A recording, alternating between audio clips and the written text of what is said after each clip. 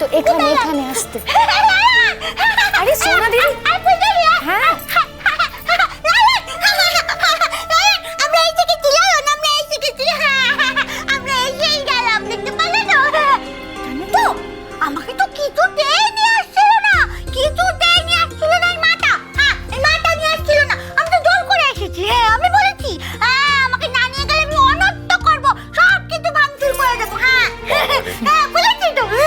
তারপর ঠাম্মি বলেছে তো, হ্যাঁ বড় বৌমা, ও বেচারি একটু যেতে চাইছে, ওকে নিয়ে যাও না। হ্যাঁ, তারপর তো আমি এসেছি।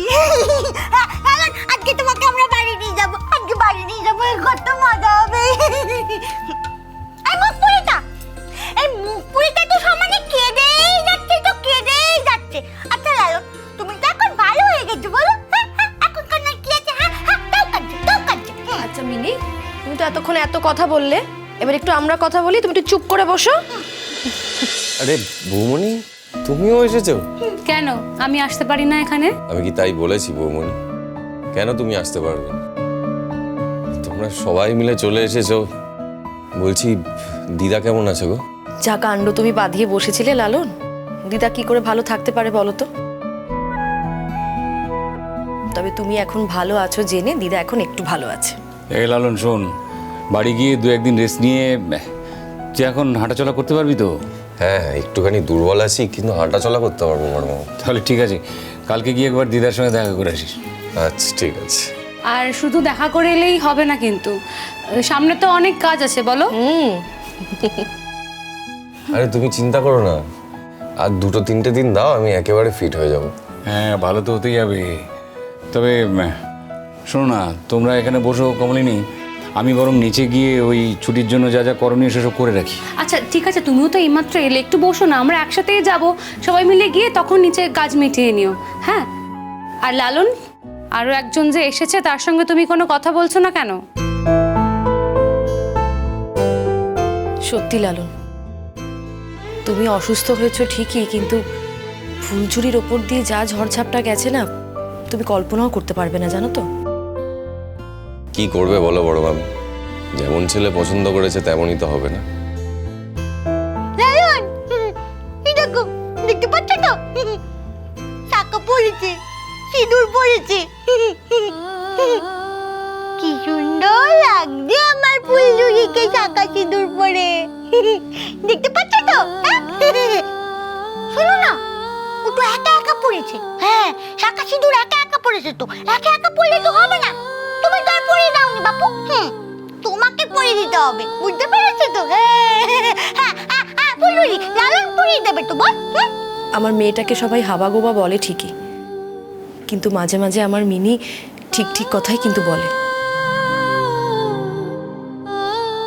দেখো লালন, ফুলঝুরির এই সিঁদুর পরা নিয়ে কিন্তু বাইরের লোক থেকে শুরু করে বাড়ির লোক, সব মানুষ তো সমান নয়, অনেকে অনেক কথা বলছে, জানো তো? এবার কিন্তু এর একটা বিহিত করা দরকার। কি কথা উঠেছে বড় মামি? বড় মামি, থাক না এখন এসব কথা, থাক। না না, থাকবে কেন রে? যা বলেছে তা তো ঠিকই বলেছে তোর বড় মামি। লালন, ব্যাপারটা কিন্তু আর ফেলে রাখা যায় না। আমি কি ফেলে রাখতে চেয়েছি বড় মামা? দেখো, আশীর্বাদ তো হয়েই গেছে, বিয়েটাও হয়ে গেলেই হয়। বড় মামি, তোমরা ব্যবস্থা করো, কি কি করতে হবে আমাকে বলো। তেমন তো আর টাকা পয়সা খরচ করতে পারবো না, ওই একটা ছোট অনুষ্ঠান করতে গেলে যেটুকু করতে হয় সেইটুকুই না হয়। আমলো যা, তোমার টাকা পয়সা খরচ করতে হবে কেন? আমার বাবা আছে তো, আমার বাবা গরিব আছে তো, আছে। তাতে কি হয়েছে? আমার বাবা আমার বিয়ে হলে খরচা করতো না? তোমার বিয়েতেও খরচা করবে, ওইটুকু আমার বাবা পারবে। ও তোমরা যতই বলো আমার বিয়ে হবে, আমার বিয়ে হবে, আমার জন্য আর তোমরা পাত্র খুঁজে আনতে পারবে না। আমার তো আর বিয়ে হবে না, আমাকে তো কেউ বিয়ে করবে না। কেন মিনি দিদি এরকম করে বলছো? আমাদের এই লক্ষ্মী দিদিটাকে কেন কেউ বিয়ে করবে না? আমরা সবাই মিলে তোমার জন্য বর খুঁজে নিয়ে আসবো।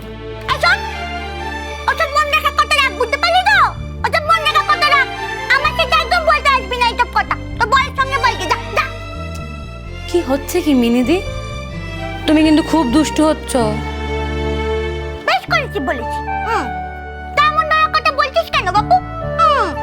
সবাই জানে মিনির বিয়ে হবে না। এই আবুটা মিনিও জানে যে মিনির বিয়ে হবে না। আবার ওরা বলছে আমার পাত্তর খুঁজে এনে দেবে। পাত্তর, কোনো পাত্তর আমাকে বিয়ে করবে না। আমি জানি তো কেউ বিয়ে করবে না আমাকে। এই তো আমার ফুলঝুরি। আমার ফুলঝুরি তো আমার বোন। আমার জায়গায় আমার ফুলঝুরি বিয়ে হবে। আমার ফুলঝুরি বিয়ে হবে। আমার বাবা তো আমার ফুলঝুরিকে মেয়ে বলে। আমার জায়গায় আমার বাবা আরেকটা মেয়ে বিয়ে হয়ে যাবে। খুব মজা হবে। সবাই মিলে আমার ফুলঝুরি আর লালনের বিয়ে দিয়ে দেবে। সবাই ঠাম্মি দেবে, ছোটন দেবে, সবাই মিলে হাতে হাতে বিয়ে দিয়ে দেবে। খুব মজা হবে। লালন, আমার বাবা তো তোমাকে আনতে যাবে। আমার বাবা বড় আনতে যাবে তো।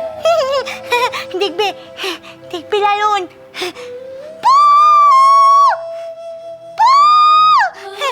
এরম করে শাক বাজে।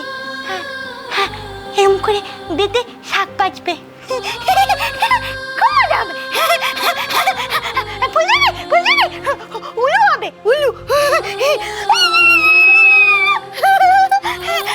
উলু হবে, শাক বাজবে, বিয়ে বাড়ি হবে। খুব মজা হবে।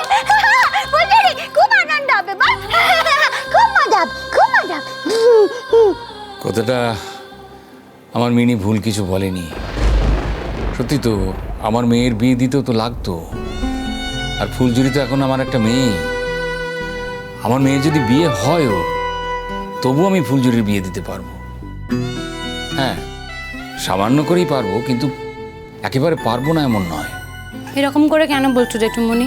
তুমি কি একা নাকি? আমরা কেউ নেই? লালন আর ফুলঝুরির জন্য আমরা সবাই আছি। আজকে তানের যদি আরো একটা বোন থাকতো, তানকেও তো তার বিয়ে দিতে হতো, বলো তাই না? লালন, তুমি কি বলো? অবশ্য হ্যাঁ, এই এখন হাসপাতালে এই সমস্ত কথা বলা হয়তো ঠিক না। না গো বৌমনি, এই একটা কাজ আর কতদিন ফেলে রাখবো বলো? তোমরা বরং ব্যবস্থা করো। দেখো, তোমাদের সাহায্য ছাড়া তো ফুলঝুরির বিয়েটা হবে না। তাই বলছি, তোমরা একটু ওর সঙ্গে থেকো। আমার দিক থেকে যা যা করার আমি করবো, তো আমি একদম তৈরি থাকবো। তোমরা যেদিন বলবে সেদিন। তা তোর বাবা বোধহয় মেনে নিতে পারবেন না, তাই না রে লালন? দেখো, বাবা মেনে না নিলে আমার তো কিছু করার নেই। বাবা মেনে নিচ্ছে না বলে আমি ফুলঝুরিকে অস্বীকার করতে পারবো না। আর তাছাড়া বাবা মানছে না, সেটা বাবার সমস্যা। বাবা যদি কোনোদিন মেনে নেন, তাহলে আমরা থাকবো, বাড়িতে গিয়েই থাকবো। মানে বিয়ের পর আলাদা থাকবো নাকি? ছি ছি, এসব কথা ভেবো না কিন্তু তুমি। তাছাড়া আর তুমি কি করতে পারো বলো? দেখো, সেদিন ঝোঁকের মাথায় আমি সিঁদুরটা পরে নিয়েছিলাম। আমার মনে হয়েছিল যে এই সিঁদুরের জোরেই আমি তোমাকে বাঁচাতে পারি। আর একবার যখন সিঁদুরটা পরে নিয়েছি, তখন নিজের হাতে সিঁদুরটা মুছে দিতে পারিনি গো। হ্যাঁ, চড়ুই দিদি চেষ্টা করেছিল সিঁদুরটা মুছে দেওয়ার, পারিনি। বড় মামি, বিশ্বাস করো বড় মামি, কোনো কিছু পাওয়ার জন্য কিংবা কোনো কিছুর জন্য কিন্তু আমি সিঁদুরটা পরিনি। এত নাকা কথা রাখবি? হ্যাঁ, বেশি ঢং একেবারে।